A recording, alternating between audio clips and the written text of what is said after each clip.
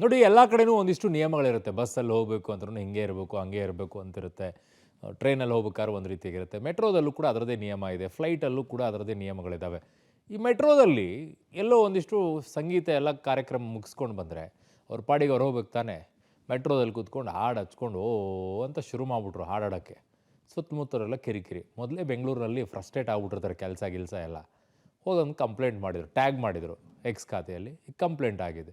ಏನು ಮಾಡ್ತಾರೆ ನೋಡಿ. ನಮ್ಮ ಮೆಟ್ರೋದಲ್ಲಿ ಕುಳಿತು ಭರ್ಜರಿ ಸಾಂಗ್, ಪ್ರಯಾಣಿಕರಿಗೆ ಕಿರಿಕಿರಿ ಉಂಟು ಮಾಡಿದ ಗ್ಯಾಂಗ್, ಹಾಡು ಹಾಡಿದವರ ವಿರುದ್ಧ ನಮ್ಮ ಮೆಟ್ರೋ ದೂರು. ನಮ್ಮ ಮೆಟ್ರೋದಲ್ಲಿ ಪ್ರಯಾಣ ಮಾಡುವಾಗ ಕೆಲ ನಿಯಮಗಳನ್ನ ಪ್ರಯಾಣಿಕರು ಪಾಲನೆ ಮಾಡಬೇಕು. ಸಹ ಪ್ರಯಾಣಿಕರಿಗೆ ಕಿರಿಕಿರಿಯಾಗುವಂತೆ ಮೊಬೈಲ್ನಲ್ಲಿ ಸಾಂಗ್ ಹಾಕಬಾರದು, ಪಾನ್ ಬೀಡ ಹಾಕಬಾರದು, ರೀಲ್ಸ್ ಮಾಡಬಾರದು, ಸೀಟ್ ಬಿಟ್ಟು ನೆಲದ ಮೇಲೆ ಕೂರಬಾರದು.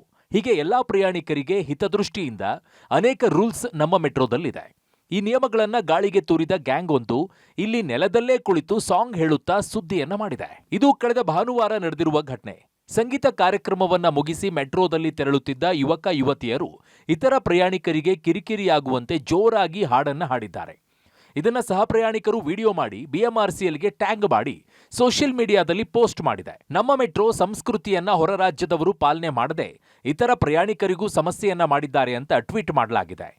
ಇದನ್ನ ಗಮನಿಸಿದ ನಮ್ಮ ಮೆಟ್ರೋ ರೂಲ್ಸ್ ಬ್ರೇಕ್ ಮಾಡಿದವರ ವಿರುದ್ಧ ಪಿಣ್ಯ ಪೊಲೀಸ್ ಠಾಣೆಯಲ್ಲಿ ದೂರನ್ನ ದಾಖಲಿಸಿದ್ದಾರೆ.